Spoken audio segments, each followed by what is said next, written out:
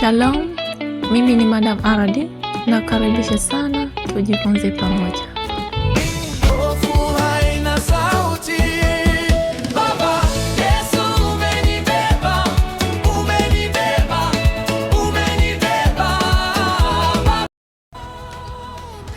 Maombi ya kuomba kukomboa nafsi yako au kukomboa nafsi ya mtu hayaombwi kwamba Mungu nisaidie nikombolee nafsi yangu, imeibiwa na shetani, wewe mwenyewe unaiona, nikombolee nafsi yangu. Tusome kitabu cha Isaya sura ya 42 na mstari 22.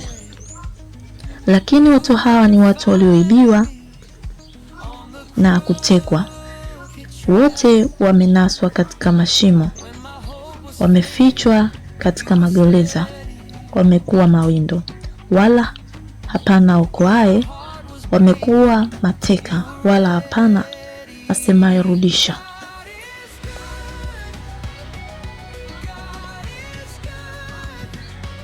Kumbe mtu anaweza akaibiwa na kutekwa. Kumbe mtu anaweza akawekwa kwenye mashimo. Kumbe mtu anaweza akawekwa kwenye magereza. Kumbe mtu anaweza akawekwa kwenye mawindo, lakini asiwepo wa kusema rudisha au akamtoa katika mateka. Si mimi, ni neno la Mungu linalosema kwamba lakini watu hawa ni watu walioibiwa na kutekwa, wote wamenaswa katika mashimo, wamefichwa katika magereza, wamekuwa mawindo, wala hapana okoaye, wamekuwa mateka, wala hapana asemaye rudisha. Kumbe unaweza ukawekwa kwenye magereza, ukawekwa kwenye mashimo, ukawekwa umenaswa. Asipokuwepo mtu wa kukutoa hapo, hautatoka. Kwanza wewe mwenyewe unatakiwa utambue kwamba mimi kwa staili hii nimenaswa. Mimi kwa namna hii nipo kwenye mateka. Mimi kwa mwendo huu na kwenda nipo kwenye magereza. Kwa namna gani? Unapofanya mambo yako unaona hayaendi. Unapoona unaweka fedha zinapotea. Unapoona unatafuta kwa nguvu pesa zako zinayayuka tu. Unapoona unaota ndoto za ajabu za kuibiwa, ndoto za kunyang'anywa, ndoto zisizo na utukufu wa Mungu. Unapoona maisha yako yamekuwa magumu, si magumu tu, yamekuwa yana misukosuko, si misukosuko tu, yamekuwa na dhoruba nyingi, na wakati huo na mandoto mengi ya kukabwa na kuwekwa kwenye mashimo ya kiwanama. Elewa kabisa wewe uko mateka, umewekwa mateka, umeibiwa, kuna vitu umeibiwa.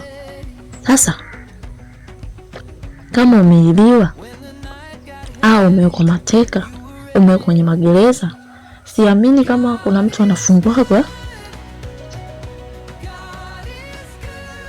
anafungwa kwenye gereza hilo, anaambiwa aendelee tu na kazi zake na maisha yake na anachokifanya, lakini yuko kwenye gereza. Na vijua mimi, mtu akifungwa kwenye gereza amewekwa mahali, hawezi kutoka. Hata kama akitoka, lakini kwenye gereza la nje sasa, kwa hali ya kawaida akitoka, lakini kuna mipaka aliyowekewa, hiki na hiki usifanye, hiki na hiki usifanye, amewekewa mipaka. Sasa tunachokizungumzia si gereza la linaloonekana, ni gereza la rohoni. Ikiwa umefungwa tu kwenye mti, haujawekwa kwenye chumba, mtu kafunga kwa namna anavyojua yeye, kakufunga miguu na mikono, utajifunguaje hapo? Hiyo inakuwa ni swala gumu. Inahitaji neema ya Mungu. Lazima awepo mtu atakaye sema rudisha, atakaye fungua. Sasa jambo la kwanza kabisa ni wewe utambue kwamba nimefungwa na ukubaliane kwamba ninahitaji kufunguliwa. Kama nahitaji kufunguliwa, basi namtaka Mungu anisaidie nifunguliwe katika hili gereza nilofungwa, ili niwe huru. Nikiwekwa huru, nitaendelea na kazi zangu. Mtafute mtumishi wa Mungu kwenye madhabahu ulipo, mweleze unayokutana nayo, yale ambayo yamekufanya umehisi kabisa mimi nimefungwa, na yeye ataomba na wewe ili akufungue kwenye hilo gereza. Na wakati huo wewe mwenyewe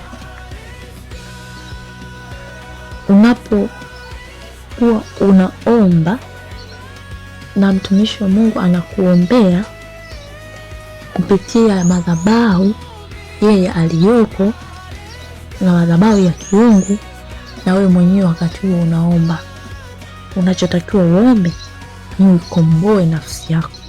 Komboe nafsi yako, komboa jina lako lilipowekwa.